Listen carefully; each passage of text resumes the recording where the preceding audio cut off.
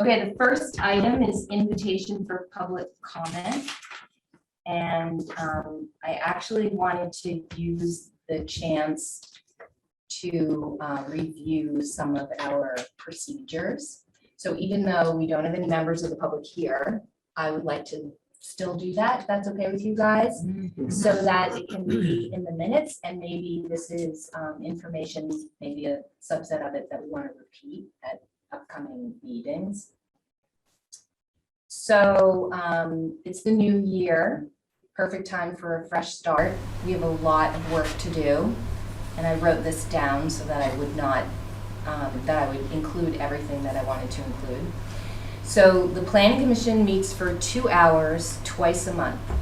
So that gives us, if we have every meeting, 48 hours of meeting time, which is the equivalent of one very hefty work week to do our business for the entire year. So our meetings need to be efficient and productive, especially as it relates to hearing public comment. So the first thing is that Linda and I have looked at some meeting procedures, and Linda suggested that we include times on the agenda to help us move along on schedule. So agendas from now on will show some times. And we decided to start with like anchor times just to keep us on track, as opposed to cracking the whip times, like we can't talk another minute on this topic. The second change is that you'll see meeting agendas will be more specific. So topics will note the specific nature of the item and hopefully indicate the goal or the desired outcome of the item. So for example, some items might be a discussion. We're not expecting to make a decision. Some items might be a report. We just want to hear information, share, learn. And other items will very clearly state when we're going to decide something or approve something or vote on something. Linda also pointed out to me, which was very helpful, I wanted to share with you, that when we think about public engagement, that some topics focus on process, what we're doing, when we're going to do it, how we're going to do it, how we might publicize it. Where public comment might be helpful or could be delivered to Linda at another time, not in the meeting. And then other topics focus on policy, where we're actually discussing or deliberating, especially if we're going to feel like we're going to be making, or we've noted that we're going to be making a decision. And in that case, public comment is especially helpful and important to us.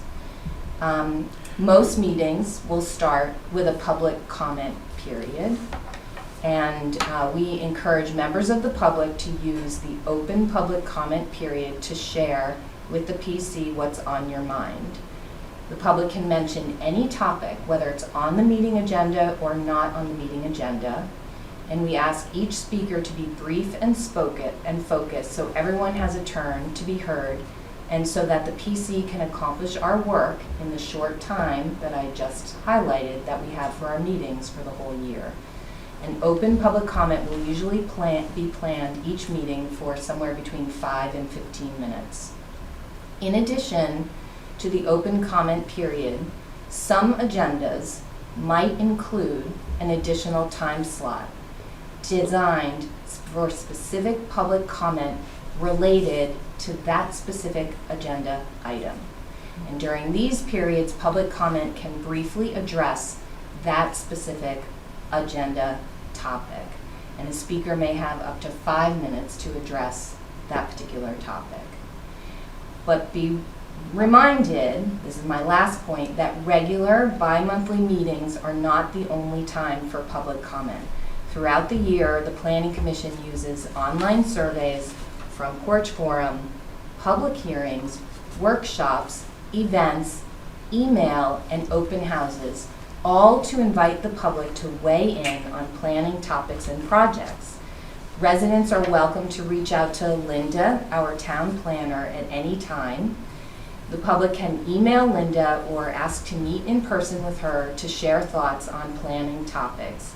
and if anyone has more to say than any individual evening's meeting time allows, based on how we've organized the agenda, the members of the public are invited to follow up with Linda.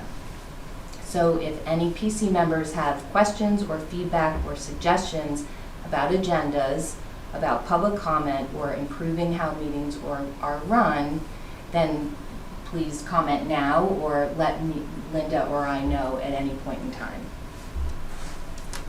I have a question. Okay. Just an organizational question about the timing. Mhm. At other times in the past, we have decided on a time limit.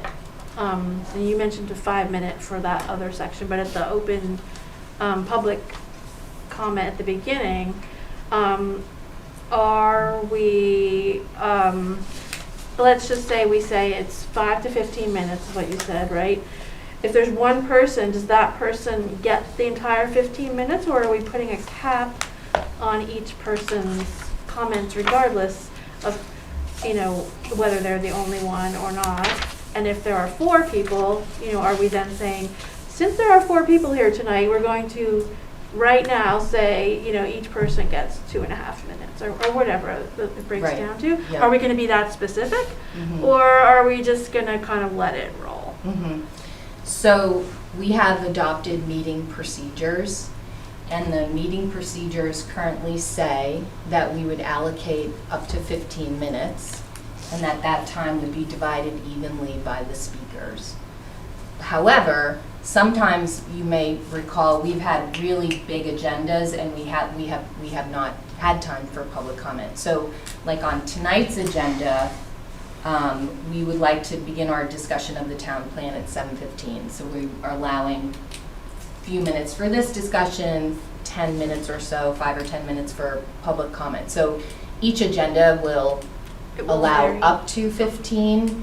If we've allowed up to 15 and there's one person, then that person can speak for 15 minutes. And we also could vote to extend the time for public comment, which would override an item later on in the agenda. That's what the meeting procedures currently say.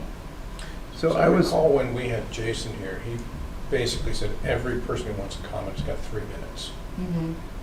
regardless of how much might be allotted to it. So I wonder if it might be appropriate to say we're going to allocate 15 minutes, but no more than 3 minutes per person, Mm-hmm. to avoid the long-winded. We started out with roads and we ended up with trees in the forest or something like that, discussions that sometimes come about. Right, so we can do that. I think we would need to update our meeting procedures to say that. I wonder if it would be helpful when the public is attending to clarify in advance, maybe even of a specific agenda item, when and how or if public comment would be acceptable or appropriate, because I think people are sometimes unclear about how that works. And I think Yeah. rightfully so, because we haven't been clear, Right.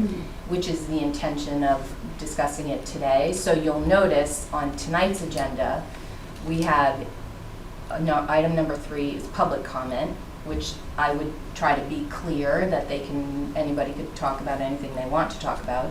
And then you'll also notice that item number 6 is public comment related to the town plan discussion. And other than those 2 times, we are not expecting to hear public comment. If somebody has a comment, because we have a big agenda, we have a lot of work to Right. do, then they can follow up with Linda Right. after the fact, especially in an evening like tonight when we're not making any policy decisions. It's likely, I would think, that people would be coming to the meetings without necessarily having read or remembered the agenda. Right. They won't have the agenda in front of them. They won't know, therefore, when public comment is allocated in the agenda. And so it just might be helpful to say, okay, now we're moving on. At 7:15, we're moving on to this. And we will not be open to public comment on this because we're too busy. Yes. Something like that. So I can do that at the beginning of each meeting, is explain when public comment will be invited. And so maybe this invitation for public comment remains as a standard agenda item, and that is an opportunity, and I can make that statement much more brief, and we can also put something on the website about it, and probably after a few times, people will get the hang of it. And, you know, best intentions, Sure, just right. really trying to get a lot of work done and also be receptive, but also emphasize that there are many ways people don't have to feel nervous that if they don't get everything said tonight that they want to say, that there's other opportunities. And having the agenda be clear about when is a discussion versus when it is a decision might help people as well. Can we perhaps make a codicil of what you're saying there, Chris, which is to enable someone, when they go online and see the town agenda, the agenda for the meeting, to email us or submit a comment in advance, which we could then address as appropriate, or if they come in, we're prepared for it, we might be able to actually resolve it a little more. I don't think we have any feedback right now for someone into the planning commission on an agenda item. Right, not specific to an agenda item, but in the Front Porch Forum post where I shared about this agenda, I did have a line that said, if anyone wants to provide public comment to me directly ahead of the meeting, that they could email me, and I had my email address, but that I wasn't specifically targeting that to topic specific, but it's a general. They could have emailed me topic specific. Yeah, and maybe your You'll email. get very many. Right, maybe I your, didn't for this meeting, maybe but your email but it's- address should we're- also we're be on offering the it. agenda. Yeah.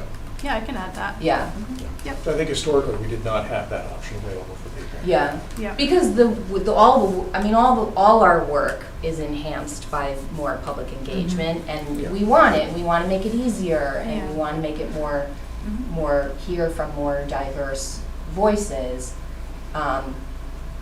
And we also want to proceed with our business. I also think it would be helpful to set the tone of allowing people to understand that they're being heard. Like if we have to cut someone off, let's say, that we have a script to follow that says, you're making a lot of good comments, Joe. We're at our time limit for comments. We're inviting you specifically to continue this conversation that you're having with Linda, so that it's not like, it's so people don't feel shut off. Time's up. Right. Yeah. Mhm. So that it's clear that they're invited to continue, because not everyone's going to get that. Even though we're saying it and publishing it, they're just not going I to. also did bring cookies, so if anybody were to offer public comment, they would get a cookie. See what you're missing? Right. So, Yeah, there's a lot okay, of- Wendy, do you have any comments? No, it all sounds clear. Thank you for checking in. And I'm Okay, sorry that and I is- can't have cookies. Yeah. Is that Come on Nancy's down. hand raised? No, that's my purse. Oh, okay. Okay. Oh, the cookies are. All right, so since I see SJ has joined us, I will just make available the last couple of minutes here for any public comment on any topic on the agenda or not on tonight's agenda. And we will have time for public comment related to our town plan discussion as well a little bit later on in the meeting.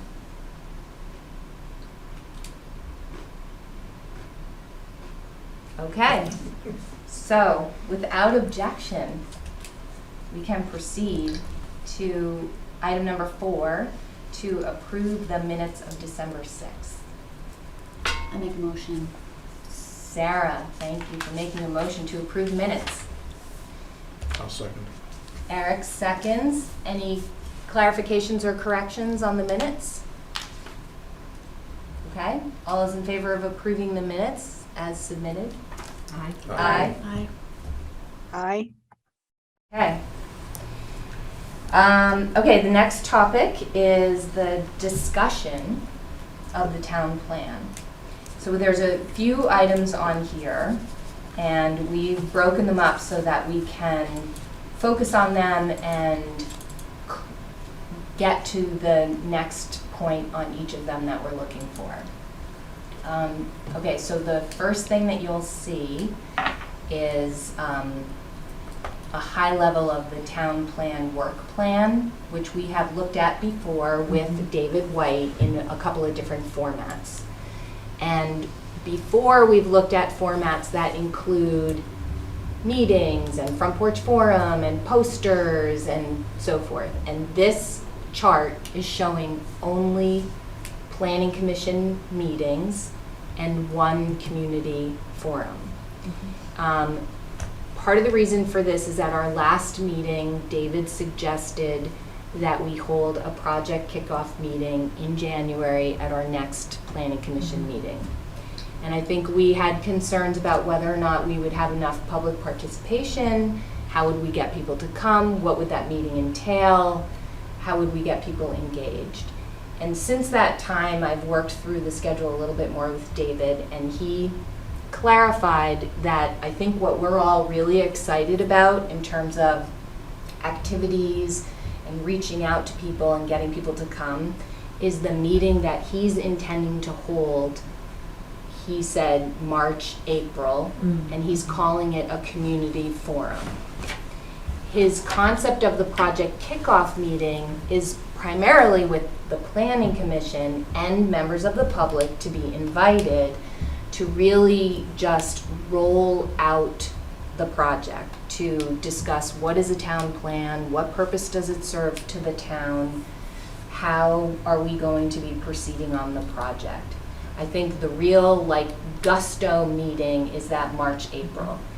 We went through the calendar and determined that based on school vacation, holidays of various types, and David's schedule and other people's schedule and Steve's schedule, the public engagement partner, that the date that we arrived at was April 3rd, and we have a planning commission meeting on April 4th.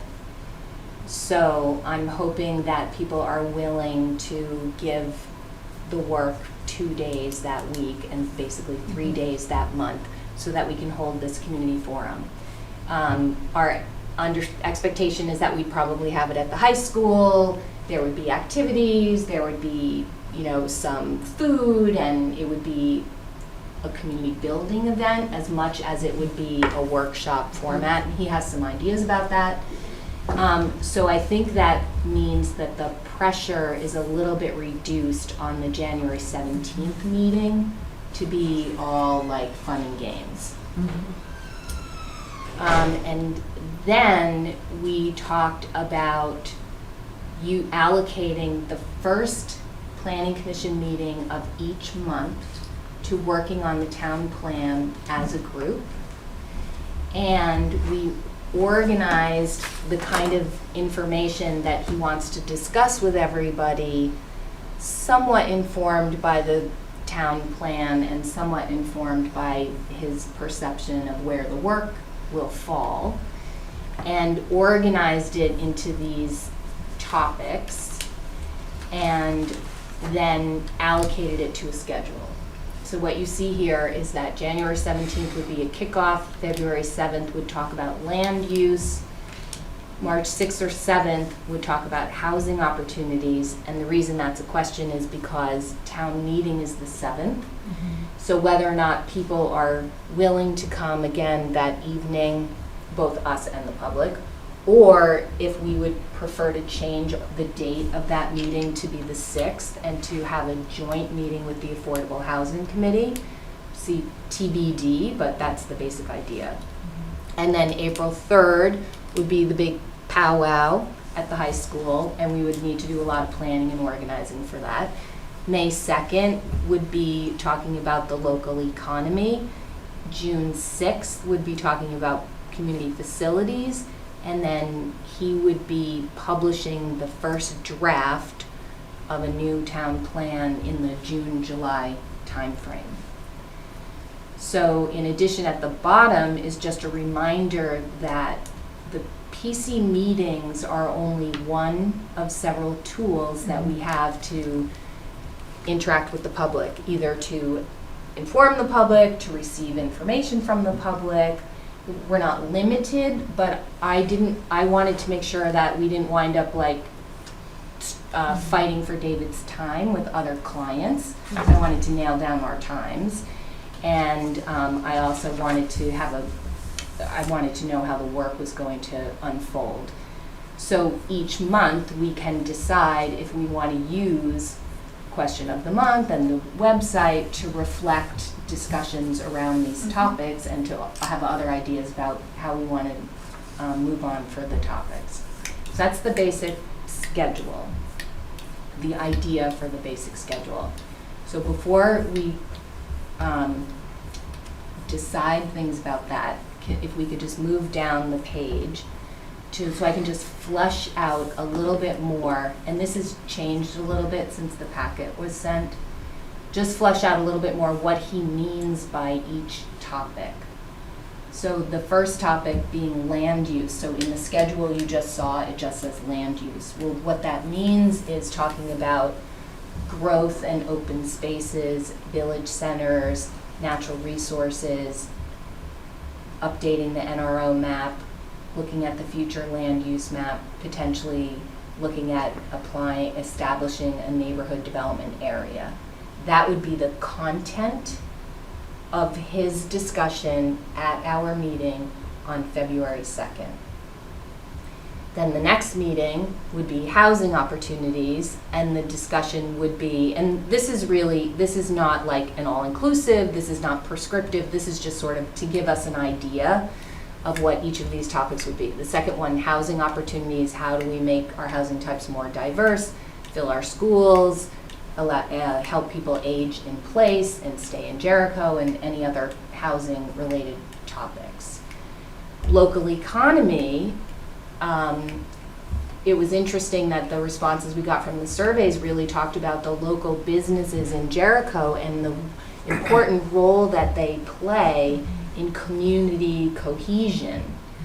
And so David and I talked about tying that into discussion of the local economy, which provides gathering spaces and community cohesion, as well as a place to do business here, make money here, pay taxes here, jobs here.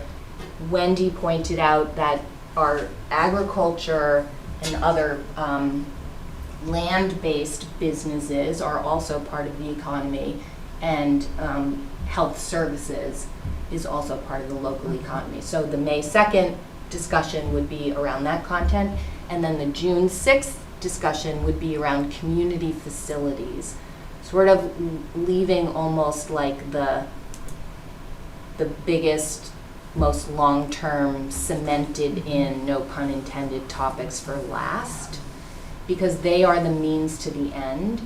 So understanding what the ends are and then talking about the means to the end. So June 6th would be transportation, infrastructure, broadband, facilities, recreation, health and well-being, kind of like the physical environment.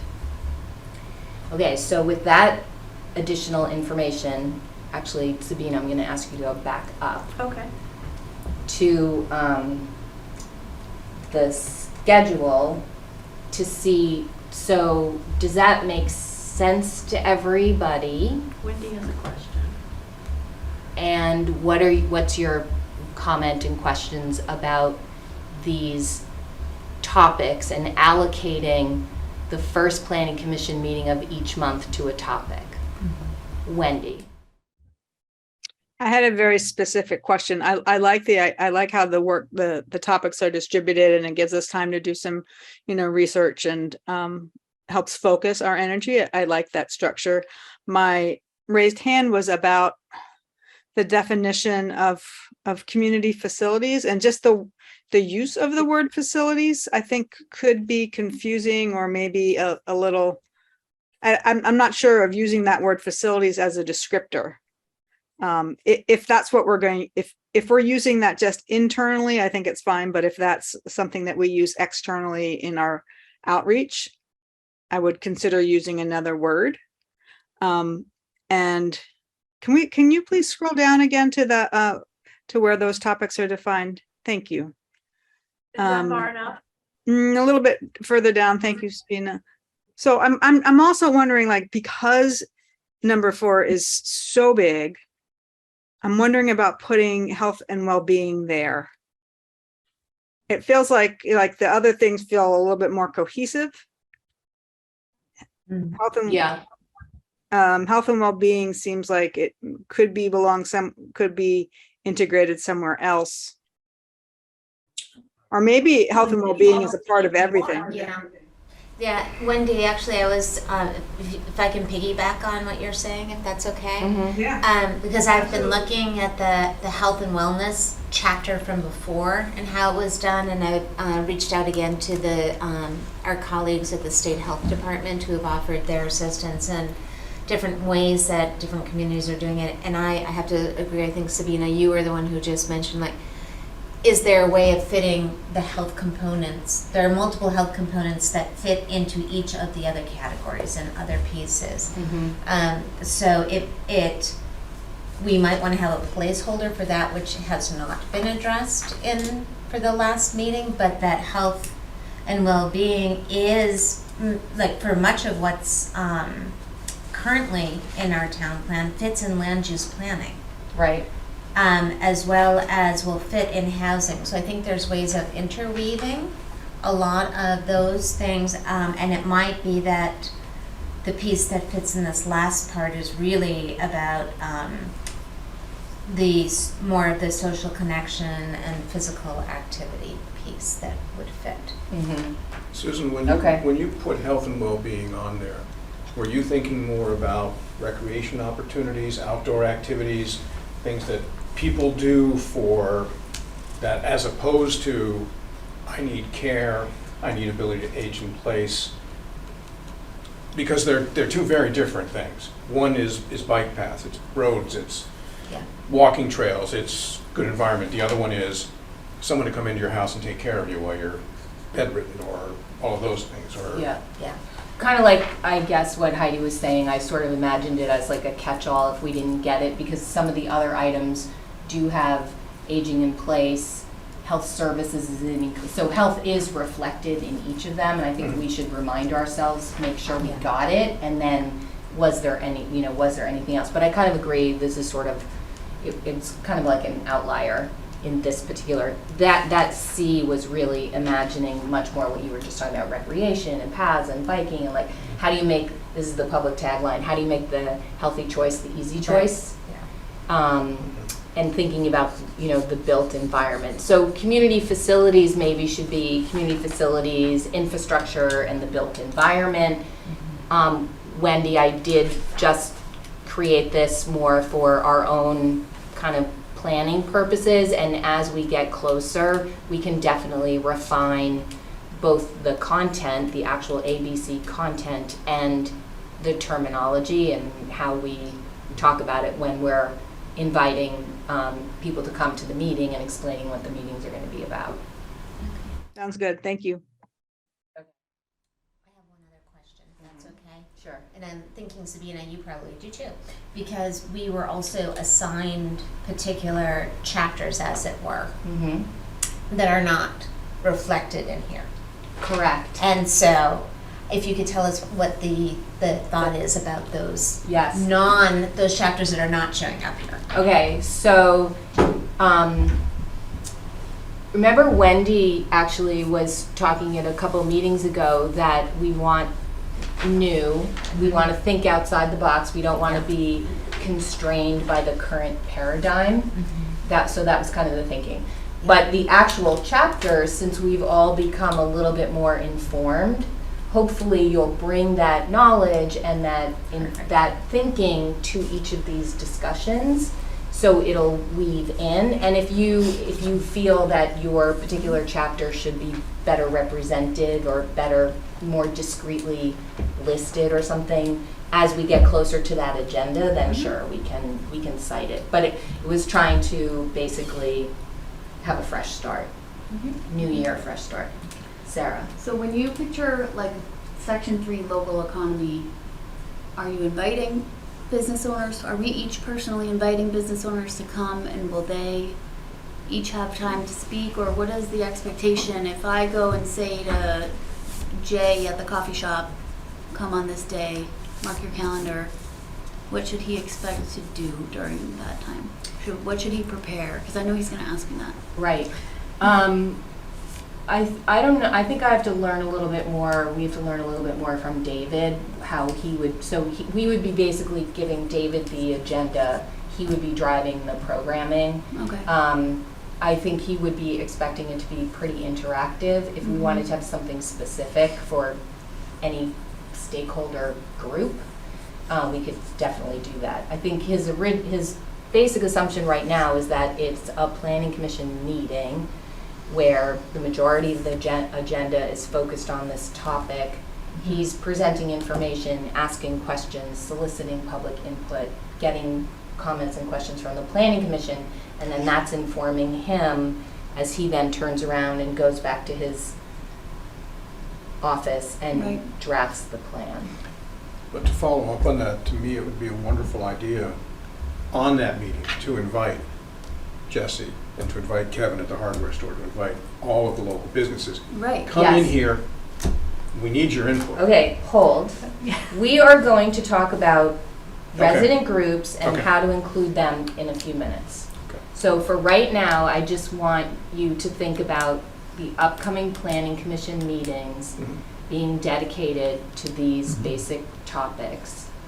And my question to you is, does it resonate? Do you think it'll help us get the work I done? think it's great. And then my second question is, what do we want to do about the dates that have a couple of questions around them? So the first question is March 6th and 7th. Do you want to meet the night of the town meeting, or do you want to meet the day before? Both are during school vacation. Oh, right. That's a good point, yeah. Mm-hmm. So I'm going to say neither. I'm going to go with that as well. Okay, Um, and potentially meet the following week? Yeah. Okay. That would conflict with Affordable Housing Commission. But we Or- could maybe have a combined Maybe. Yep. meeting. Yep.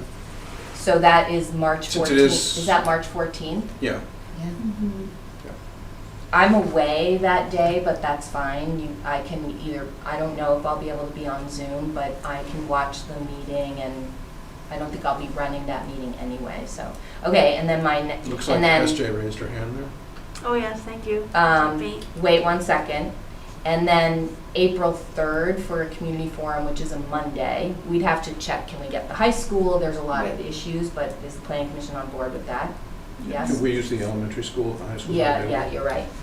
And then, is everybody okay with the 17th as then our next meeting with David? And I'm sure he'll go over all of this again, and some of this input we can give to him at the same time. Okay, so that's the topics for the next few months.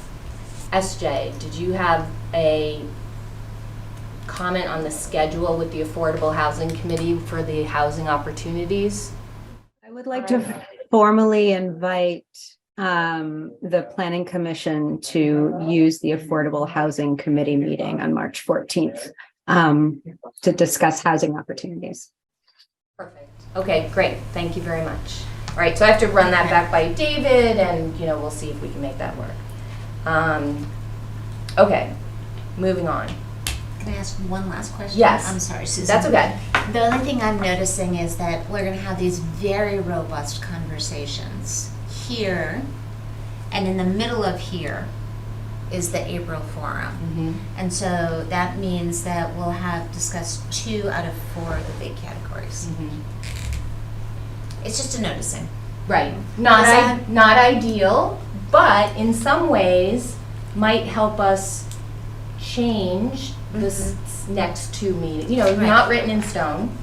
And I think David's differentiating between working with the planning commission that has a different level of expertise versus working with the public.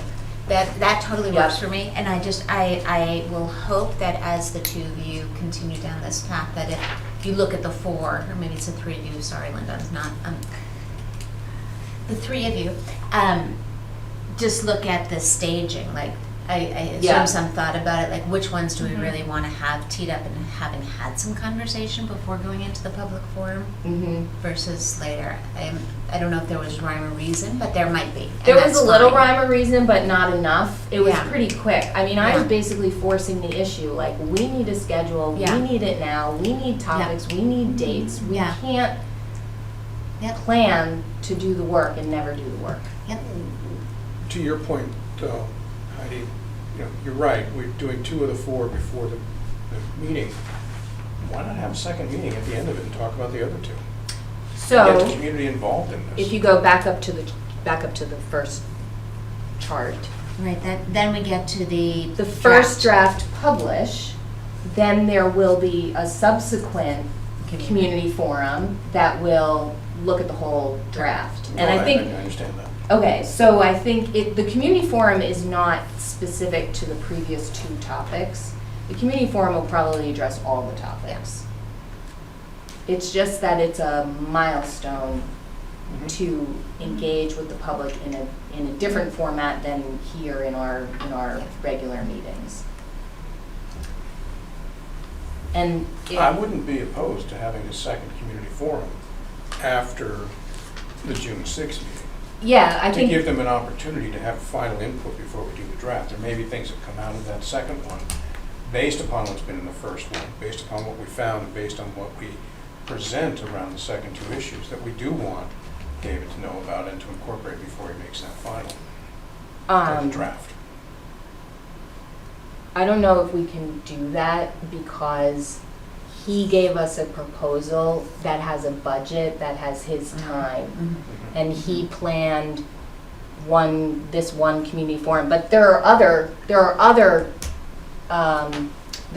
forums planned. Like, I think there'll be a public hearing about the draft, and it'll be up to us, like, what kind of format we want to make that in. I think he didn't want to write until he had a forum, and he didn't want to do a forum at the beginning, everything Yeah. cold, in the middle of the But winter. we could do a forum without him. Yes. Yeah. I would offer yes. that we, if we get the grant to do the mural, Mhm. that would be an opportunity to do a community forum as part of the mural project, because I think Mhm. it was proposed in the application that it would be, the community would be involved in creating the mural. And so that could become forum Mhm. for, that we Love could it. use that. You mean Yeah. when we get it? When we get When we it. get When we right. get it. Which Right. I will know in the next few weeks whether we're invited to apply, because we just did the pre-application. Oh, that Awesome. beautiful video, we gotta be assured. I know, huh? Okay, so we're gonna come back to this, Okay. but as we Thank come, you. in order to help us come back to this, we're gonna take a look at the December question of the month Okay. and the responses that we received. Thank you for sharing those. They were Yeah. quite interesting to read Mhm. through. So we'll start with the first word cloud, and so this is showing categorized answers to the question, what brought you to Jericho? And so the size of the word is representative of how often it was, someone responded with that. And I'll let Sabina talk a little bit more about how the word cloud was created, because she was the one who Wendy, can created you it. see that? And SJ? No, okay, Okay, hold on, I I'm just not have sure. to, I have to, let me, hold on a second. It's a good time for a cookie. It's always a good time for a cookie. Should I turn that, this is gonna be too dark. How's that? Oh, that's good, Better? Susan, Yeah. thank you. Okay, so the word clouds were, well, first of all, if you're not familiar with the word cloud, the size of the phrase is indicative of the frequency of the occurrence of those words. So, in this case, things like, why is that like that? Burlington Close, house, schools, rural, those were the words that came up most often in the first question of the survey. And so they appear to be the biggest. And then anything that only showed up once or twice would just show up as a smaller word. But the color is randomly generated by the program. It has nothing to do with anything specific. So, and because of the way the word cloud program works, you know, it really only wants single words or hyphenated phrases. You cannot put in sentences. So you'll have to excuse my creative license with some of the way the words are combined, but I'm hoping that you can all see past that. So, and again, as I went through them, I tried to find common themes, and then I would put the responses into those themes. And this is how it came out. So I guess I'll just let everyone look at it and see what you think. And Thank you. there are for other doing questions, this. you're welcome. This is awesome. And Wendy helped me too, so. And the house one, I believe, is indicative of people saying, we happen to find a house here. Yep, house was like, well, we bought a house. Without much more information. You know, there wasn't necessarily anything in addition to the house. It was like, we bought a house here. What I thought was interesting about a lot of those we bought a house here was that many of them added dates in. In Correct. Going back 60s, 70s, 80s, early 90s. Yes. Not a lot saying, we bought a house here 3 years ago or 2 years ago. Yeah, and they also said, ironically, an affordable house. Right. Yes. At the time, they also But it was at the also time. at the time, sure, but- right. Right. But even, I was thinking about that, and I think we also have to keep in mind that even in the 80s, some of these houses were not affordable to everyone. Many of them weren't. Well, okay, I'm just saying, like, Yeah. we have to not get Yeah. tunnel vision on that word affordable, because it's, in every decade, it is not the same for everyone. Right. I think the important things, though, are, you know, we can see very clearly in this example, being close to Burlington is an asset to our community. The schools are a huge asset to our community. Having a rural character is important and something that people value. So those, for me, were like kind of what I already intuitively thought, but it was nice to see it here to reinforce it. There was also a strong familial connection with many of them. Yes, I would agree. Yeah. Born here, raised here, grandparents here, cousins, aunts, whatever it was. Yeah. And the outdoor recreation, you know, if you lump in skiing with that and hiking, mountain biking, trails and all of that, Yeah, that is sort of all outdoor sort of together. probably Yeah. gets a lot larger. Yeah. And that came across very clearly to me. I thought of this as like the Goldilocks answer. It's like, Essex is too crowded, Jeffersonville is too far. You know, it's like the perfect, you know, I Just can get to right. skiing, but I can also get to work. And the Right. school, you know, the schools are great. It was like people balancing those considerations and being like, bingo, this just is the perfect. But there were several people that said, I considered Richmond, but they didn't like it didn't feel right to them. I think was what I read one or two of them talked about that. Yeah. All right, so we'll go to the next. The next one will be what keeps you in Jericho. So this one looks like it had, I would say, a little more diversity in the results. The ones that are jumping out here to me are neighbors Oh, and wait, community. you know what, I did it again. I don't think they can see Oh, it. okay, sorry. No, we're still on what Yeah, brought you to Jericho. I know, All right, hold on. sorry.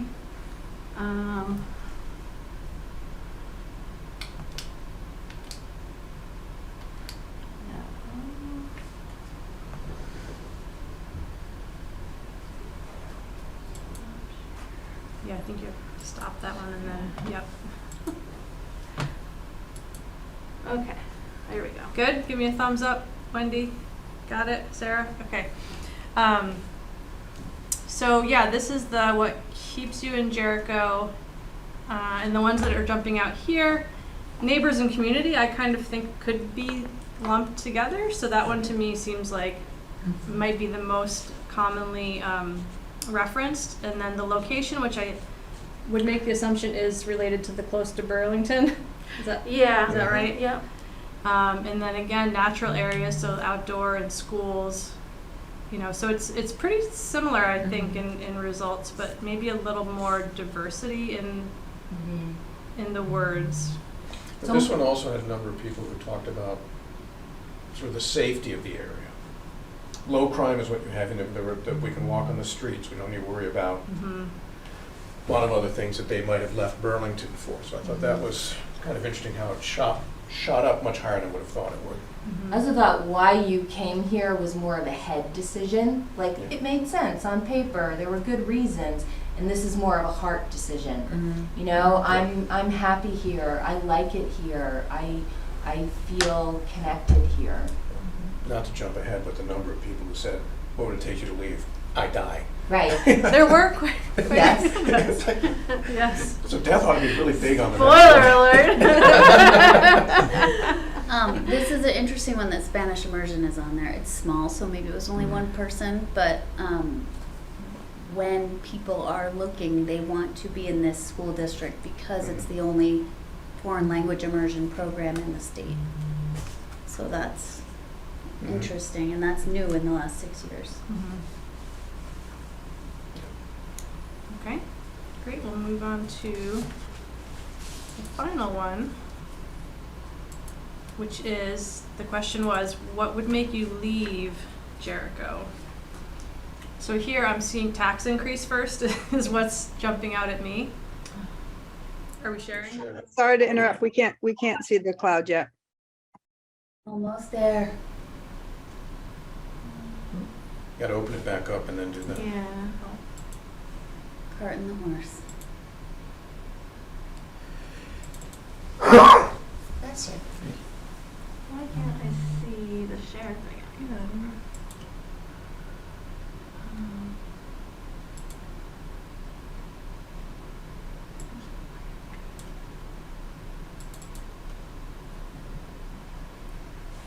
go Is down there a to Zoom again. shortcut Yeah, to go do? back to your Zoom. Let's go back to your Zoom. Can you? Alright. Thank you all. Okay. Thank you, Sabina. Takes a village. Thanks for your Yeah, yeah. Sabina, we're all Takes so a glad that village we to are not run the driving. computer. Yes, yes. Thank you. Thank you. All right, so this is the what would make you leave, and so there's a lot of diverse answers to this question, and the ones that are jumping out is that taxes increasing, overdevelopment. There were a lot of references specifically to Williston and South Burlington as being not a desirable model for our community, and as examples of overdevelopment. And then the not being able to age in place is sort of the third one. And that, I think, some folks were referring to wanting to downsize to a smaller home and not being able to find one in their price range or in our town, and also things like not having services, I think was referred to. Not being able to drive. Like, Yes. people, Transportation. they felt like once they couldn't drive, they wouldn't be able to live here anymore. It seemed like, yeah. And death Largely is true. in there, but it's not as big. It's not as big as you would It's think. next but to overdevelopment. I feel like a lot of people in the whole age in place conversation, the not bike ped friendly was tied into that for them. That maybe they would prefer to walk, and a lot of people just said, I want to do that. I want to be out. I want to exercise. I want to make that my healthy choice. But I thought there were, again, it may just be the way that you looked at it, but I saw a lot of other pieces where suburbanization is in there, overdevelopment, NIMBYism, slightly different but not a lot different, toxic politics, character shift. Those are all sort of very personal decisions, but I think they can lump into Jericho stops being the Jericho people have grown up in it. Right. So first one to me was head, second one was heart. This one to me is fear of change. Yep. Yeah. Yeah. Good way to put it. That was because it's like, if this happened, not like I have a plan to leave when this happens. It's more like if this happens, then I would have to do something else. And not really what people want to do. Like, they sort of hope it doesn't come to Yeah, and that's what's interesting to me, because that's a very human thing to do, which is I'm afraid of something and yet I'm going to do nothing about it. I am afraid that I won't be able to age in place, and yet I take no proactive steps. But sometimes the proactive step you take is the big change. I'm afraid to age in place, so I need to sell my house now. Which Right, but for the is- people who want to stay, I'm saying it's always surprising to me how often in this and other communities we hear that people say, I won't be able to stay because there's nowhere to age in place, but they don't help put forth any solutions or participate in discussions or network with people to try to change that outcome for themselves and everyone else. Like, I was pretty motivated by that because I think there's until you're really, you know, pretty much compromised, disabled, there's a lot that the town can do to help people. Like, we can encourage them to build ADUs. We can encourage them Right. to do home share. Right. We can work more with SSTA. We can, Right, or you know, Mount Mansfield Villages, which Right. is a whole support network. Exactly. So There's- I was kind of like, well, maybe you can't stay forever, but you could stay another 10 years Yeah. or 15 years. Yeah. Oh, Wendy? I was just starting to feel a little angsty because I'm really realizing, you know, this is the only data we have and it's a great conversation starter, but I have this voice over here saying it's a small sample size. And, you know, we don't know anything about the demographics of the folks who answered, like the total demographics of the folks who answered these questions. So I think we should just always keep thinking about that. Who is giving us this information and who is not giving us this information, so that we don't really take this necessarily as gospel. I know it's the only data that we have, and 120-ish responses is great start, but there's, you know, what, 5,000 plus folks here in our town. Right. So just keep that. Add on to, Wendy, I love adding on to you all the time. I'm gonna add on again. That I know this is not something that was put together for public yet, because you were all scurrying to get it done as we were running to this meeting today. But I do wonder if there sort of how to build on this, recognizing that it is sort of a one sample. And as we've talked about, the using the question of the month, feeding back what we've heard along the way. Did you miss your chance to weigh in? Because this is what we're seeing so far. Make sure you can add your voice to it so that it's not a one and done. Right. Right? Yeah, There so I might be a think way that'll to be do the that. question, is whether or not we want totally one data point. Hopefully by the end of 6 months, we will have collected dozens and dozens and dozens of more data points. I know that probably wasn't grammatically correct, but so definitely, you know, point in time, conversation starter, and we will talk a little bit about how to broaden the outreach, and what should we do for the next question of the month are coming. I agree with all of that. I just think we should note that the people who responded to this are probably some of our more engaged members of the community. So while they may not be representative of the community as a whole, they are representative of the members of the community who speak up and say, I want something different. So in that sense, I'm not saying we ignore all the rest, but these are the squeaky wheels, to use a terrible analogy. And Although I would also point out that not all the respondents want Jericho to be different. Yeah. quite a lot of them don't. Right. Right, yeah. Yeah. Yeah. So, And that to me raises a really significant question of, right. is that the sentiment of Jericho? Because if it is, we have a very different task ahead of us than what we've been proposing. Right, how much change, how fast, why, How much change will they tolerate? Right. Full stop at that. Just right, yeah. you know, overdevelopment. If this comes like Williston, if this comes like Essex, I'm leaving. Right, Yes, it's a fear-based, but that same fear will prevent us from saying, okay, we're gonna change the Jericho Center's village district from half acre to 1/8 of an acre. It's like, oh my God, it's listed now. Or we're gonna build a large development in the Riverside. It's like, oh my God, this looks just like Taft Corners now. And that's something we need to be both aware of and prepared to have a reasonable response for why it's okay there. It's not okay in the middle of Packard Road. It's okay there. It's okay because that's how we get to no tax increase and making sure that we still have excellent schools, which are two core values that we're, I mean, I think we have a lot of meat in here that helps us to understand and provide some. I think it helps us to message what we're Right, well, trying to do. and how do we, I mean, everything's, how do we make very difficult trade-offs? Exactly. So, but I do think that, so my point was really just more that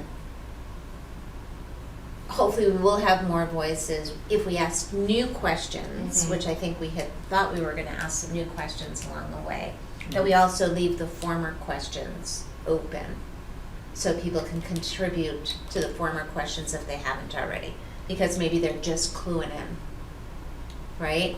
We're building momentum, more people, more than the regular folks. Now they're seeing like, oh, that's what other people said, that's not what I would have said. I want to weigh in on that question as well as, I want to weigh in on last month's question as well as this month's question. That might be I don't know how we do that, if that's technologically feasible, I was thinking about that, but if it is, that might, it does then open the opportunity that we're building more momentum and more people get to come in and we are therefore diversifying what we're hearing.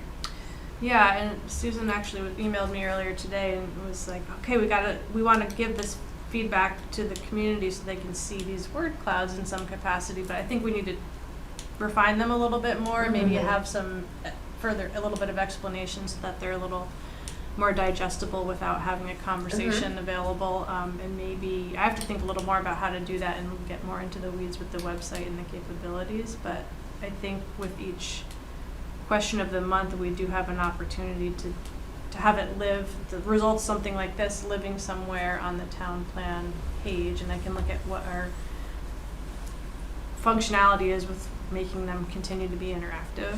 Yeah. So I don't know what that would look We like. can also I'm use hesitant on that. Yeah, me too. Because we could also use the community forum when we're all together. Oh, sure. And say like, this is what we heard in January, this is what we heard in February, or maybe there's posters, it's like agree, disagree. I agree that we should revisit this data at some point in the future. I'm not sure I can get my mind around how it would work to have just the question be open, because I think the fact that it's like open for 2 weeks or open for 3 weeks and the questions change might actually drive more engagement, because like, oh, I better, once they see, like we can build momentum by sharing the results. Here's the results, so this week we have the results, maybe in a week or two we have a new question, and then we'll have new results from that. So we will build momentum. It might also be motivating if people knew that of 5,000 people, there were 130 respondents. In other words, not a huge sample. Right. 5,000 people is a misleading number. Yeah. It is, for sure. Because that includes infants. Okay. So Right. so we But don't need all of if you 2,000. Theoretically. If you But look there's at the about 1,000 vote, if there's the about 1,200 people who households. voted, So we got about 10% of the that was households. about 2,800 people, I think, to 3,000. Yeah, 3,000 people. It's in the 2,000. Yeah, voted. it's like Yeah. But how many 200, households are Yeah. there? Right. 2 people a household, you're about 1,000, so we have about 10%. So without getting in the samples in weeds, here. conceptually, Oh, may I'm motivate sorry, and people. also, when you're done, Wendy has her hand up. yeah, now. and I don't care about the mechanism. I agree with you, Susan. I was throwing out a Yeah, mechanism yeah. to keep it open, but just the idea that, just to build on Wendy's thought that this is a snapshot, it's a small group. I would like to see a future mechanism Yes. to get more on these original 3 questions, because I do think they speak a lot. And so whether it's through the survey or some other means, Okay. I'm totally happy to defer with what mechanically makes sense. Yeah. And also from David's perspective as and his partner on the community engagement, whatever they say is fine. I just don't want it to be the end. I just think when we finish it up, we have The to ask the beginning. question about what your favorite ice cream is. We'll try and Yes. achieve. And buy, no, we have to buy everybody ice cream. Okay, Maybe we have a Wendy, community ice cream party Yes. and we can find out the That's a answer really to that. good I like that idea. My question was, and this, I realize this might not be possible, but is there this kind of goes back to my question about like not knowing who are really filling this out. And it's not that I want to know who said what, but is there a way to separate out results of how people respond to questions to who responds to questions? I know that folks they like an anonymity, and I understand that, but it would be helpful to know if they're registered for the website, what part of Jericho do they live in, any kind of demographic information that they are willing to share with us, would be helpful. And I don't know whether we Yeah. we can I mean, include a it- couple of Did we we can make any include promises? demographic in. questions on the next question if we But want. it's built into the registration. Mhm. So it's a question of why we have to make a choice. Didn't we promise anonymity? For this one, we Okay, we're We not did. going to talk about the new question of the month because Okay. currently Okay. we're talking about the December responses. We're going to talk about the new question in a few minutes. But, okay, so to Wendy's question, Really did trying. we build in anonymity? Did we promise it when we put the survey out? Yes. Yes. We did. Yes. Okay, then we have to respect And that. we didn't require that people registered. Yeah, okay. Okay, so any other comments about the responses to the December question? I'm gonna stop sharing. Okay. I would be happy to run a statistical assessment, go through just frequency counts of when words showed up as a relative total, if that'll be any additional help beyond what the word cloud looks like. Different way of looking at data. I don't know what the source of the data is, if you can do that. So you guys can talk about that offline if there's Sure. more that you can do to assess the data. It's hard. Some people wrote incomplete sentences, some people just wrote words, but Yeah. the frequency of the words is basically And what that's what's- drives the right. cloud. So, okay. I do have one question about do we know if these were unique responses, meaning, is it set up so that once you respond, you can't respond again? No. And there are some duplicates. Okay. Because it looks like somebody hit submit twice a couple of Okay, times. Times. that's what I wondered. Okay, Um, thank you. But you filtered those out, right? They're in, Well, I'm pretty sure I only entered their data once. Okay. Yeah. Yeah. Thank you. but it's in the PDF if you look. Okay. Okay, anything else on December responses? I'm pretty Good impressed with the effort. response we got. I was pretty think impressed we with need the to response continue this too. going Yeah, forward. I also think like usually people give you reviews and stuff when they have a negative comment, like Yelp Mm-hmm. is, and TripAdvisor, way more, people are inspired to write when they are negative, and I thought it was interesting that it was basically overall pretty positive Yeah. survey responses. Okay, so January, now that we've seen December, and January 17th will be this kickoff meeting, which I think David said that he would take about an hour of our January 17th meeting. And he will probably review these results in that, as part of that discussion, and talk about the function of the town plan, why do we need to update it, what's the process for updating it. So I think we've already done this, but so we're good to go on that. Okay, then the next question is, since it's a regular ho-hum mundane planning commission meeting, what kind of effort do we want to extend to encourage more people to participate in that meeting? Understanding that it's a Tuesday night, understanding that it's 7 p.m. Okay, one way is we have the meeting and then we recycle the content. Meaning David talks for an hour and there's a lot of hum, and questions and this and that, and MMC TV has graciously agreed to create a condensed version of that portion of the meeting that then we can take and put on the website. We could go to the Trails Committee meeting and say, look at our video of the meeting that unfortunately you missed because it was at an inconvenient time for you.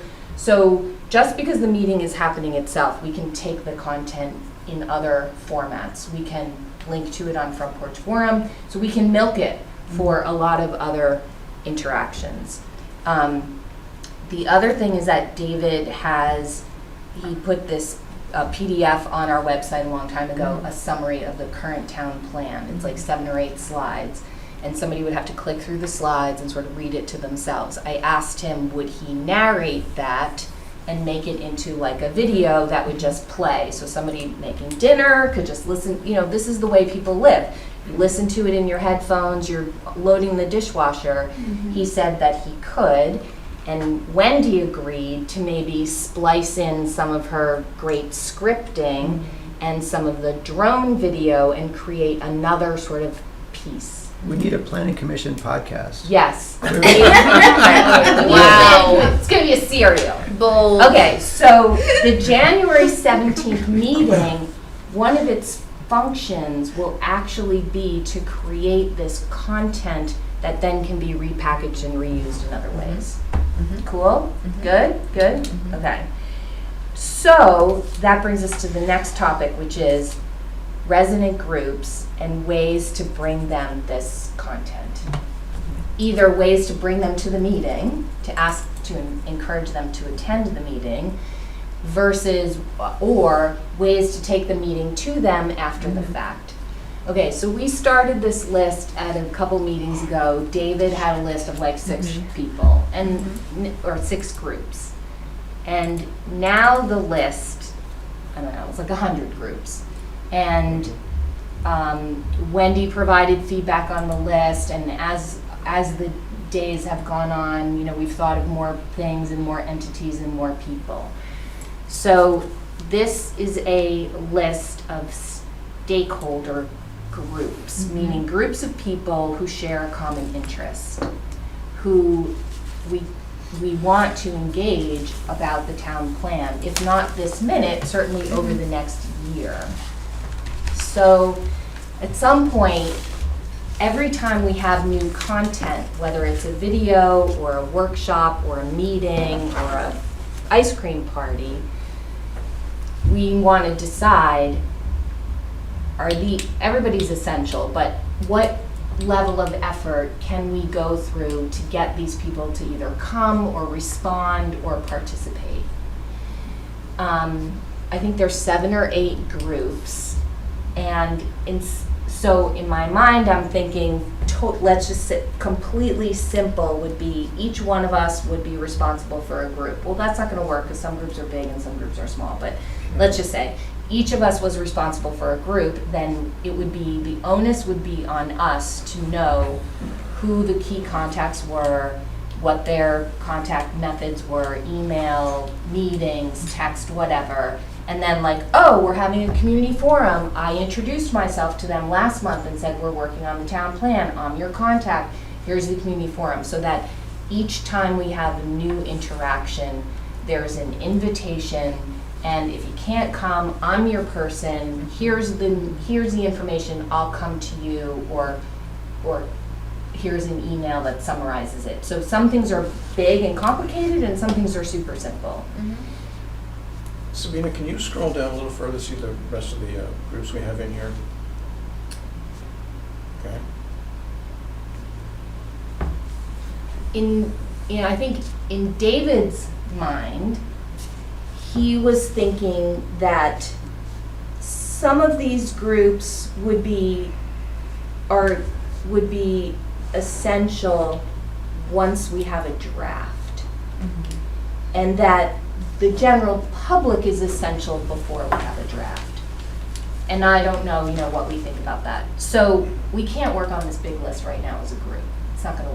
Well, I'm looking at this list, and something that comes to my mind very quickly is, one, it's missing all the HOAs that are in the area, which represent a lot of people. And there's almost certainly a significant amount of overlap between these groups within each other and within the HOA. So it may be easier to look at it from that perspective rather than, yes, we want to know about the agricultural forestry community. And they may not be part of an HOA, but they might be part of the Congregational Church, or they might be part of one of the banks or something. So, Well, but so the Congregational Church has 300 members, and I'm thinking we're gonna find out who's the office manager, administrator, who produces their newsletters, who's responsible for communicating with the membership, and that person will be a contact person for us that will say, did you know this is happening? Would you like to come? Is this something you could share with your members? So ideally, what is the way we're trying to communicate? Is it that we are trying to build a database of point people for each of the things listed here, and whatever we miss gets added in? Or are we trying to have a single person talk to that audience? Because I don't know if that second part is manageable, right? If I have everybody in section 6, am I actually going to be able every time that we have a question or a topic to speak with them? I think actually that we could send this out as a spreadsheet and each fill in, like, I know the person from one of the churches, I know the person at Mount Mansfield Villages, I know some of the business owners, I know the person at the pie at the elementary school and who runs Bragg at the middle school, right? Like, Yeah, I can fill in 20% of the contacts on there. yeah. And would you then be able to fill in the HOA? that would be harder, but I would definitely take a whack at that. And I think that's a really important thing. And I think also overlap and duplication is not a bad thing. And then if we had a contact point person and their email and phone number for each of these things, then we could blast everyone with the same message Yes, when we want feedback. yes. Saying, tell all the people, feel free to pass this information on in the pie newsletter from JES or in the whatever it is. Because I feel like overlap is not a bad thing. If I live in an HOA and I get the same email in my school newsletter, or the same call to action in my school newsletter that I hear in church, that I also hear from my HOA and is on a flyer at the coffee shop, maybe I'll actually do something. Right. Repetition, repetition, repetition. Yes. Right. So, yeah, I don't know what the perfect solution is for the various activities and the various stakeholders. I kind of think it might flex based on what's happening. And the Yeah. more we can do in a big batch, like if we just have 100 email addresses and it's like, you've been identified, you're a key contact. Yes. Linda's the town planner, we're working on this Yes. project, it's really important. Yes. That can go out as an email, and here's the community forum, that can go out as an email. I think he's kind of right. Once he's down to a draft and he's looking at something very specific, like, or like you were saying, if we're gonna have an economic forum, that group is especially outreached Yes. for, like, Yes. I know you got this generic email, but just so you know, you're really important to this conversation. Right. Maybe that would be worthwhile to have an individual outreach. Yeah, no, I think at the Yeah. beginning you want to call whoever's on the list and be like, are you the point person? Yeah. Do you have Right. time, or do you want to delegate this to someone else? Right. I Or would you be willing to love, put this out to your mailing list Yeah. for us? Correct. Yeah. Are you willing to help us Yeah. Right. solicit Yeah. feedback? Or we dump the whole thing and we just send postcards to everybody who Yeah. lives in the town. I don't No. feel that's really effective. Okay, good. So what I love what Sarah's saying, that, and build on that, while it makes sense to have it in this kind of organized way to make sure we're not missing key groups, then when we figure out who's the point person, that we do it not based on the category, but based on the specifics. Because I'm not going to know a particular category, but I might have a personal friend at the Davis Farm, or somebody who's working over at the Masonic Temple that's in my Right. social network. Right. But I'm not going to have everyone, all the worship communities, Okay, for so example. how about it then if we do this, if we take this and create it into a Google Sheet and have it on our Planning Commission Drive, and people can add HOAs that you're familiar with. It's like a Wikipedia. Yeah. It's a wiki of contacts and stakeholders, and we'll do the best we can and cover it as broadly as we can.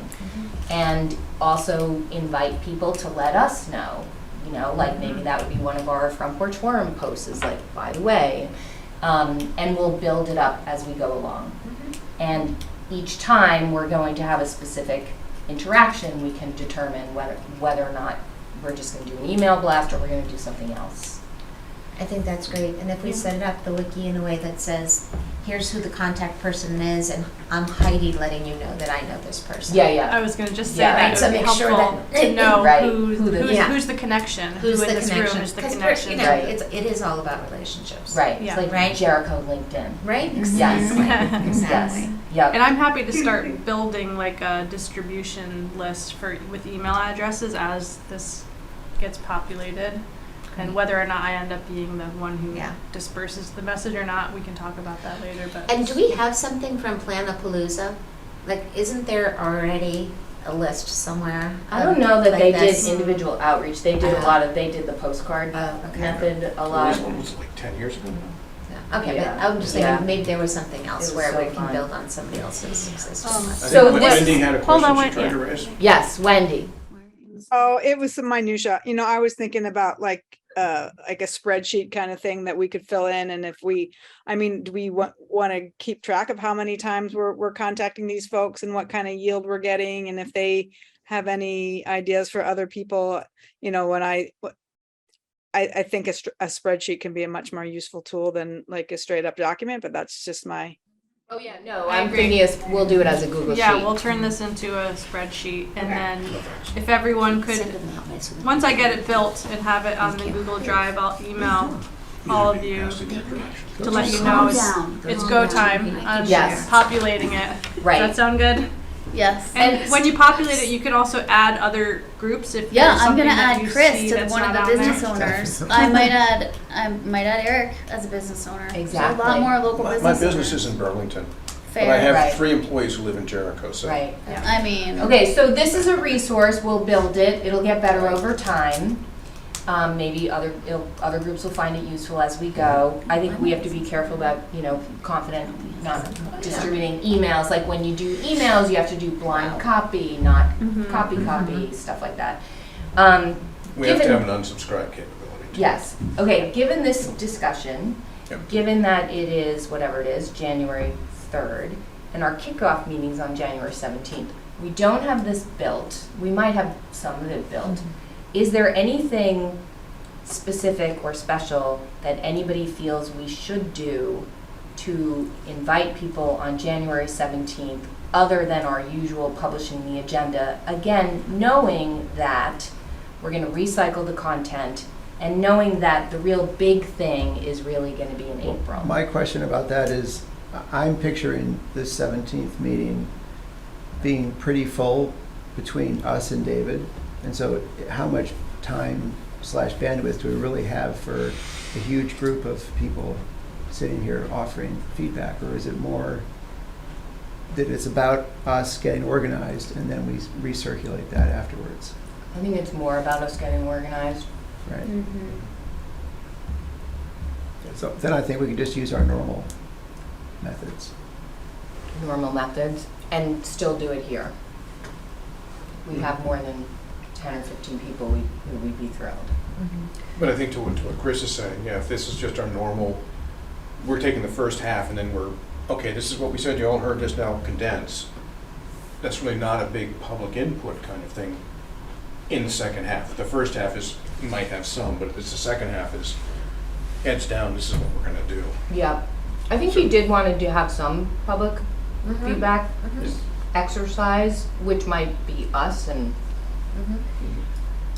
This isn't significant, but we do have a sandwich board that I could put out by the road, for every morning for like maybe a week leading up to yeah, town that plan kickoff kickoff. event. Mhm. Just, so people driving by would see that in addition to the usual methods of Yes. outreach. We could get an internally lit sign. Yeah, really. Oh. Okay. As long as it's no bigger than 4 by 6. Okay, Oh, so jokes. our final topic then on this topic, so we have about 10 minutes left, is to talk about therefore the question of the month, the next question of the month, which we don't need an entire month to do it. So I don't feel compelled, like we have to get it out tomorrow, because I think we should take time to share the results of the first question. So I feel like we have a week or two. And then also, since we're gonna have this kickoff meeting on the 17th, we could potentially wait until after that to do the question of the month, as long as it goes in January and comes back in February. Because, if you recall, at the beginning of the meeting, we said our February 7th meeting would probably talk about land use.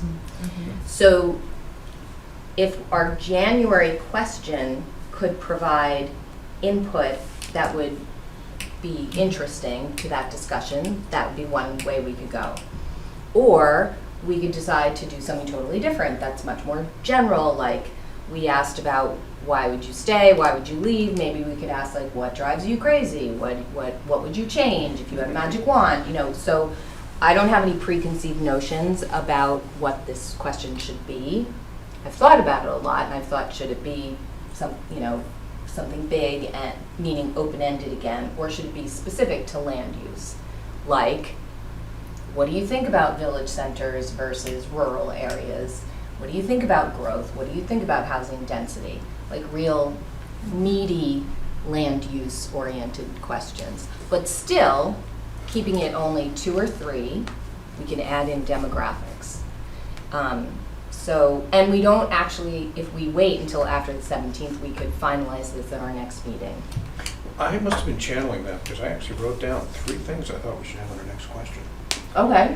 Which Jericho facilities do you use? We can give them a checklist. The library, the school, the town hall, Knobs Hill, blah, blah, blah. Which facilities would you like to see that aren't here? And then how far would you go to use the facility? It's kind of an infrastructure, but it also gets to, we had a lot of people talk about nature, outdoor activities, using what's in the town. Who uses what? Where do you go and what do you do? Yeah, Kind of. yeah.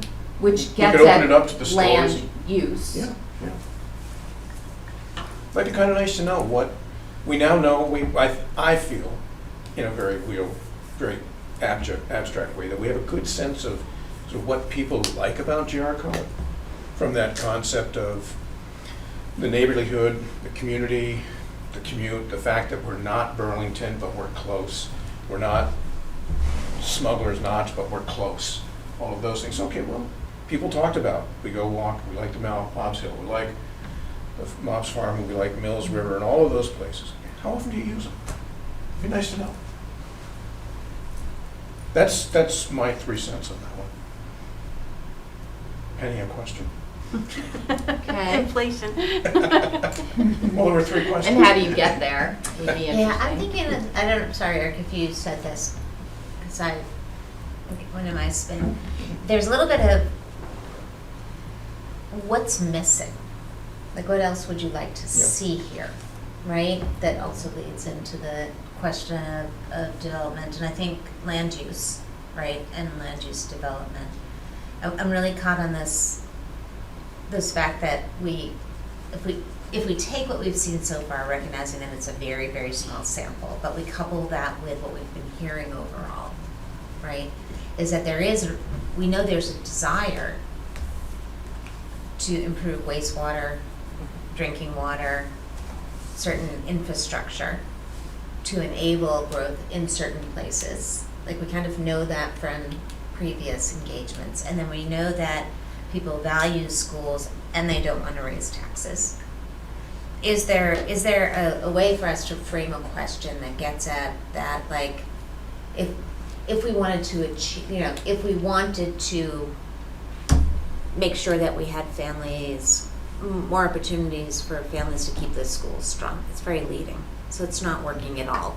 But somehow making it a non-leading question that gets basically at the crux of, if we're going to develop, where would you be willing to allow it, or what would you be willing? I don't know. There's a very core question there that I do think tying it to land use would be very helpful, and it's okay if it's provocative. Heidi, can you And I don't- restate that? I couldn't hear what you were proposing as the question. Oh, it's because I'm mumbling and I'm thinking out loud, Wendy, that's why. So I'm thinking out loud about this question of sort of ways of getting at what would be okay growth or change in town, right? If what we're hearing is that we have some people who may not want it, and we know that we can't keep our schools strong without raising taxes unless we allow growth, is there a way for us to ask some questions about how we could have growth or changes in land use that are acceptable? Mhm. I have no idea how you ask that question, Mhm. but it does seem like it's kind of the right question. for me. I like how you've like used information that we garnered from the first question to build the next set of questions. I think that that sort of demonstrates that we're listening to people and we want to learn more. Well, I know with this initial question of the month, it came from David. Could we take No, some of it these? didn't. Oh, it didn't? He had a different one, and we tossed it around, we changed it. Oh, okay. I was gonna say maybe we could take what you said and have David help us Sure. word it appropriately. Mhm. Because I like that concept too, and I think that would be really helpful to get feedback on, as far as people's tolerance for growth, whether it's rate, location, types. Right? Is it too early to be doing that in the process? My thinking behind saying, let's look at what people do right now in the town, what facilities they like, is I want to bring them down the path of saying, okay, there's stuff I really like about Jericho. There's change I don't want to see. There's things I want to see continue. There's things I like to do in town. Right. There's something I would like to have in town that's not here now. Because once we get to that, there's something in town that's not here that I want, then we can start talking about, okay, where do you want that? We heard someone, at least one person said, I want a recreational facility. It'd be nice to have, a swimming pool or a tennis court or something like that. It's like, okay, where do you want it? Yeah. So I see it sort of as we're trying to lead down a pathway that can give us the answers we need Yeah. to build a plan that is based upon what we've heard from the community. But I don't want us to go we don't want to find that We don't want to leapfrog to the end. and we don't want to Yeah. leapfrog to the end, because the end we have may not be the end that the town wants. So that was my thinking, was more of a staging. Like, what do you do in Jericho? What, What do you facilities, want services, to do? kind of things. Yeah, what do you want to do but can't do here? Yeah, something What like do you that. want to do here but can't do here? But this discussion is forgetting for the moment, the issue of housing. Right, because I think what we're talking about is, Quality housing of is, life issues. Yeah, yeah, that's housing true. has been the fundamentally biggest deal Right. all Yeah. along. And so I don't think we want to forget Right. housing Right. in this, because that really has been the, But one of the topics in a future month will be housing, that March meeting, March 14th. So our February question can be pretty housing specific. yes, although when you were talking about land use, I think the housing issue Right, is tied directly to the land right, use question. right. Okay, I'll show you guys a question that I thought of today. We're gonna have public comment in just a second. If you would go back to the document. It's too long, it's too wordy, it's too wonky, but maybe there's something between what Eric and Heidi and Wendy talked about and what this is asking. So the question of the month, we want to remind ourselves, what are the goals of the question of the month? It's not really, uber data collection, statistically significant, we're going to decide what to do. It's really engage the public, build awareness for the project, educate the public, because a lot of the public doesn't really know about planning issues, and inform our next discussion. Okay, so the topic is land use, and what David had outlined is village centers, mixed use, compact, rural natural resources, and the maps. That's what our February 2nd or 7th, I think it's wrong the date, yeah, will be about. Okay, so here's a question of the month idea, and I think I told you guys this before. I am not thin-skinned. If this is terrible, that's okay. I think the crummy ideas are fine. Okay, so if we want to educate the public, here's an intro paragraph. Vermont law guides growth and development, mostly in or near walkable villages, with a convenient mix of uses. Rural land outside the villages should support ag forestry, tourism, climate resilience. Jericho's current town plan follows this guidance. Our 3 village centers form a triangle. Most of the land within the triangle is settled and is also the planned growth area. Villages are locations for residents, businesses, schools, and libraries. So most people know that, but they don't really know that as a planning concept. So here's information. Question number 1.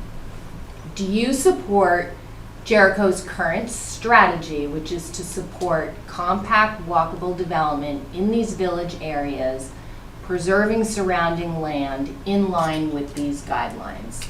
Support, don't support, kind of support, whatever. Question number 2.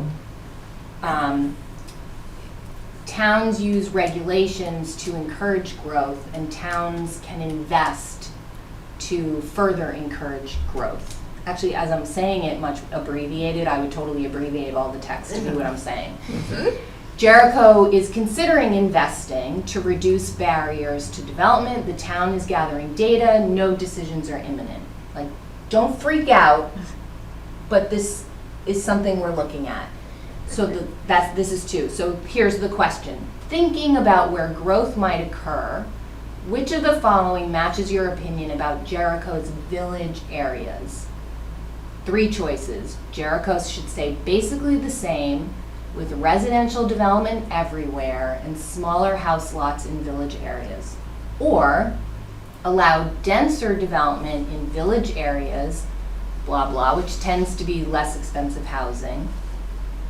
Or Jericho should invest in infrastructure to more likely cause denser mixed-use development in village areas. So you go from passive, no change.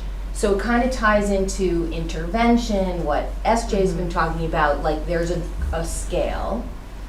Is it too obvious that most people will pick the middle answer? Well, the issue with this, I think, is that it's a little bit abstract, because if you're talking about needing 2 affordable housing units in the next 10 years, then the town could stay the way it is, right? But that's not what the data that SJ has presented to us is.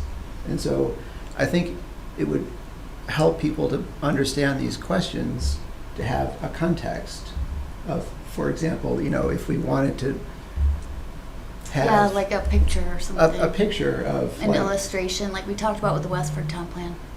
or just a sense of numbers, Yeah. right? Like if the Affordable Housing Committee is suggesting that we add 25 units in the next 10 years, and in the last 20 years we've added 1, then that would help people to understand, like, okay, something has to change if we really want to achieve that. Like, we know that because we've been Right. going over these numbers. There's so still much. so many people who don't know what our 3 village centers are. Right. I thought, like, do we even Like say you're that describing the triangle, here? and most people can't picture that triangle. But I Or they don't know which zone they live in and what their current zoning is. What is the zoning in my space? I have 3.36 acres. Am I in quarter acre zoning? I know I am. But I have another, because I read this today, and I had another question that came up in my mind about the general concept for village centers in Jericho. And my question is, what is the actual current capacity in each center, and what is the actual realistic capacity for each center? For people and houses?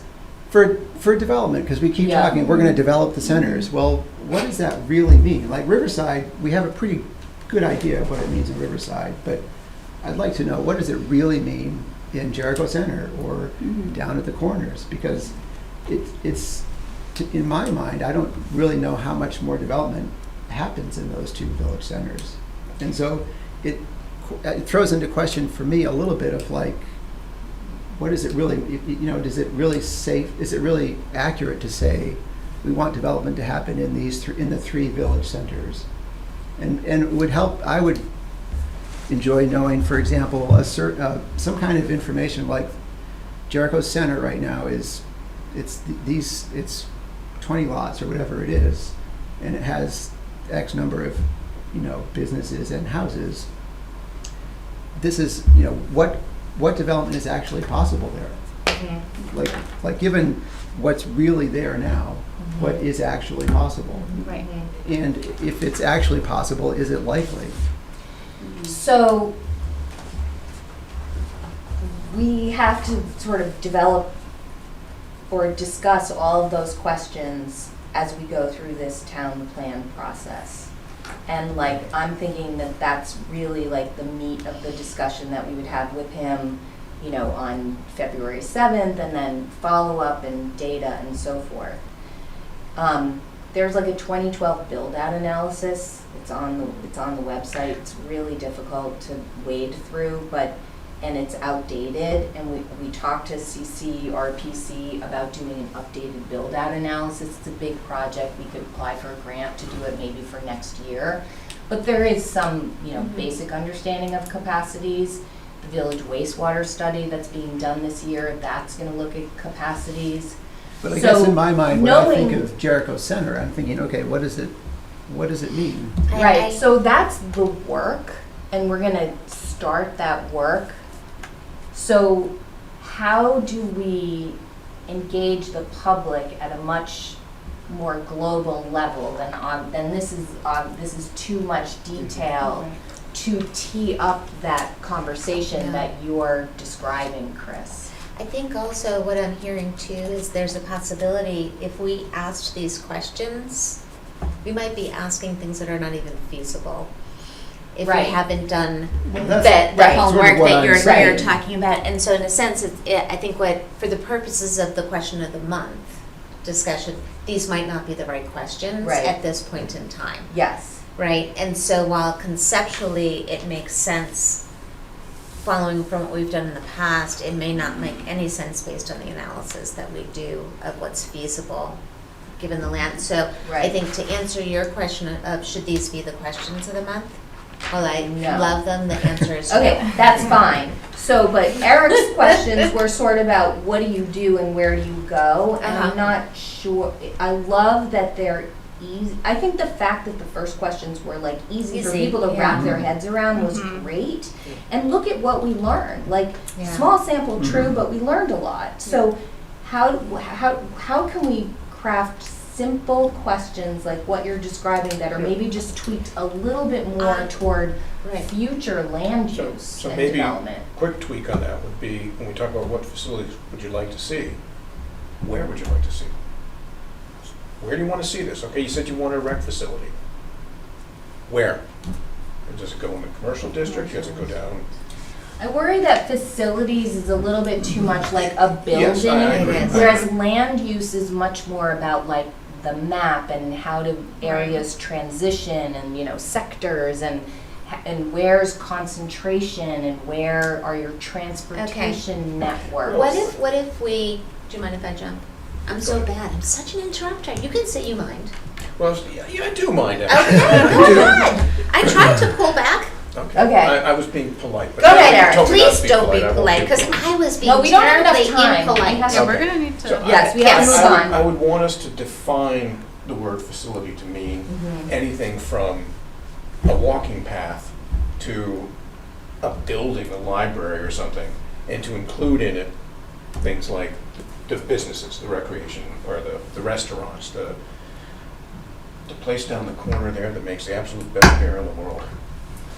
All of those things. To talk about that part of the built infrastructure of Jericho, I guess we way to look at that. But I don't know how many people will understand built infrastructure who aren't planners or land use folks. What if you said, what are your 3 favorite places? Or what are your 3 least favorite places? Well, we have that from a lot of the other studies. People talked about it's Mobs, it's Bills River, so on and so forth. I really want to know, what do they do there? So I'm what gonna. is it you want to? What are you trying to accomplish Right. when you're staying in the town of Jericho? So I kind of feel like we got a little bit of that already by hearing why do people want it? Why did they come? Why are they staying? What would force them to leave? In the land use development world, I would say that of all, are there things or opportunities that don't exist in Jericho that you're looking for? Mhm. Right? Because that could be something. And then if in order to have that growth needed to happen, where would it be? I like that wording. Right? Yes. If we needed to grow to create this thing that's missing, where do you want to play? You want a recreation facility, which people mention. Where do you want it?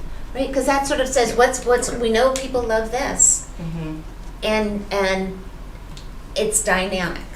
We know some people don't want to change, some people feel something's missing. If it's missing, where should it go? Okay, I think we're not gonna finalize Yeah. this tonight. No.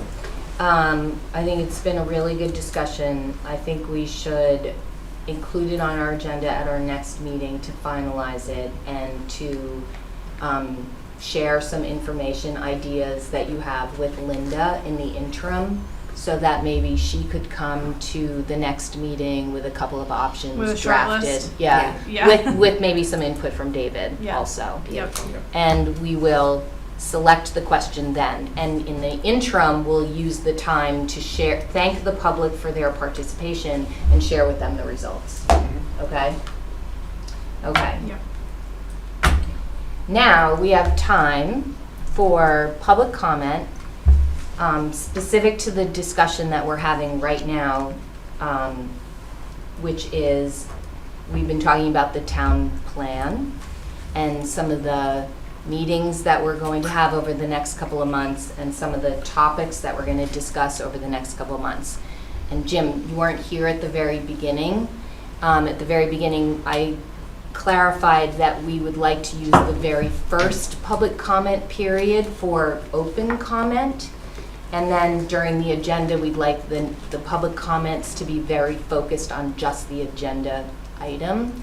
And if you don't have time or don't have everything tonight, because we also don't have a lot of time tonight, that you are welcome to follow up with Linda or myself at any other time. So I will invite public comment on the discussion that we are just having now about the town plan, which is basically the topics that we're going to be discussing, how we're going to be using the next several planning commission meetings, some of the stakeholder groups, and some ideas on the next question of the month and the results of the question of the month that we just had. So do you have any comments that you'd like to share about that topic? Number one, I've been doing. But come up, Oh, okay. please. Thank you. No, he has that's on like that box. I gotcha. I don't go near Oreos. One of my favorite foods. Well, you're. Yeah, you got a cookie for That's offer bear for trap sharing right a there. comment. Yeah, right. I didn't have dinner. Yeah. I've been doing strategic planning for small and medium-sized businesses for 50 years in Vermont. And the first thing we do is we make sure that it's not political, that we're not stepping on personal toes. It's about facts. And facts are education. And if we're going to ask somebody a question, they don't have the facts, and their opinion could be biased, and we're not filtering, the feedback that we're getting is borderline worthless. So the first thing we do is we build the facts. I've been asking Jericho Planning to do resource-based planning, and that's pulling out the GIS, GPS, soils maps, the VAOT tables on traffic and growth, the assessor's information. The grand list is almost $80 million. And what is it that's happening in our world and where our world is going? In the past 4 years, we've gone from people commuting to work to a good portion of the people that live in Jericho not commuting to work. They don't have the resources that they need. So the whole demographic of what it is that we want to be providing to the people who live here has changed probably 200%.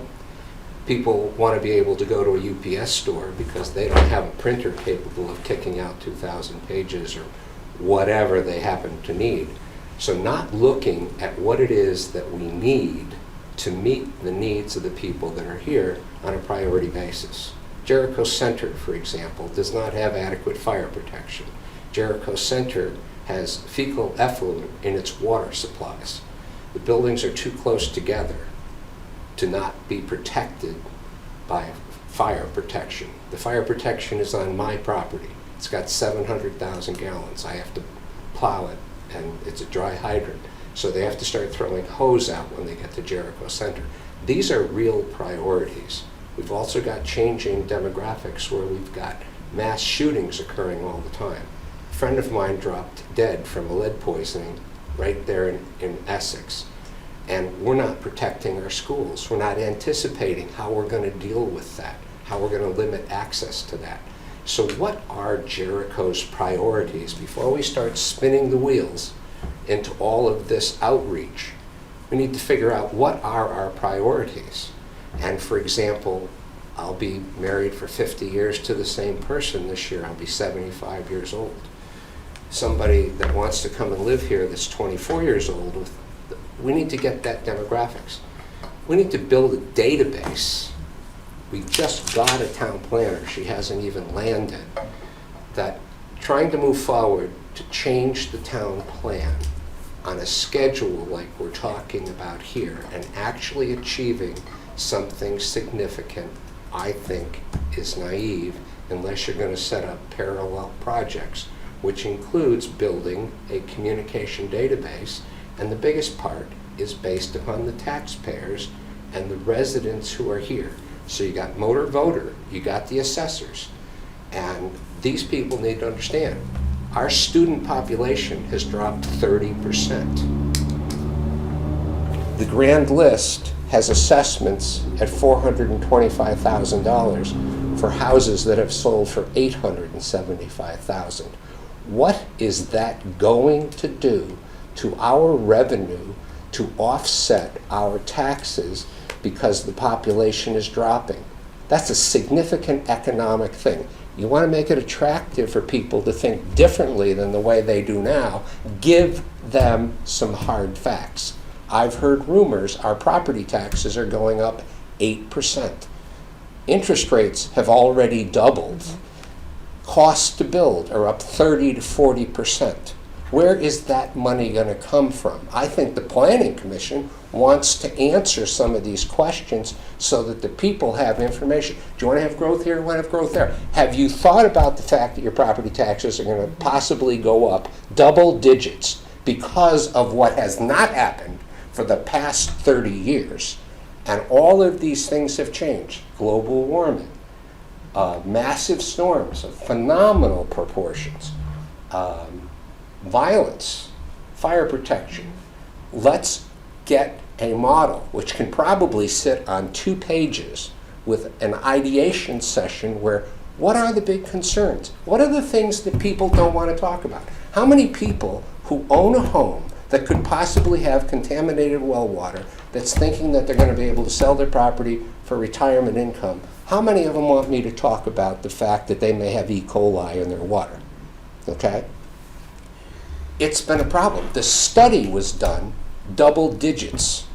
We can't even keep the files that are necessary to do essential planning in a database in these offices. We've been trying to get to studies for 18 months that the 2 former planners, Seth and Jennifer, said they left here both in paper and digitally, and we've not been able to get them to complete the Jericho Center stuff. We want to have affordable housing. One of your biggest things is the fact that it mandates if you want to have more than one single family house on a particular property, you got to subdivide it or create a PRD. That's prejudice. That's why we're 96% white. That's why we've got the problems that we have. If I want to support myself with the property that I own and the resources that I have, why can't I build another house for a caretaker on my property without subdividing?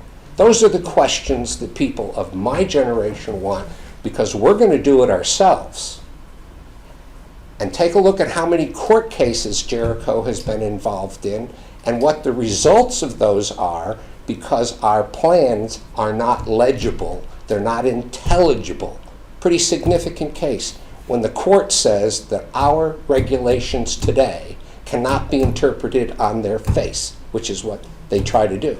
You have to go to what was the intention of the person who wrote the regulation in order to determine that. Has anybody read that case? It's eaten up tens of thousands of dollars of community resources. So continuing to do the same thing in the same way and expecting to get to a different place I'm a sailor.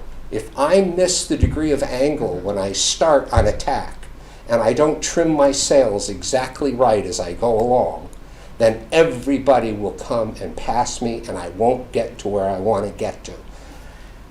Geothermal. We should be thinking about creating geothermal to avoid CO2 in Jericho Center, improve the air quality. The Wall Street Journal 30 years ago had Waterbury, Vermont burning wood chips, creating a plume.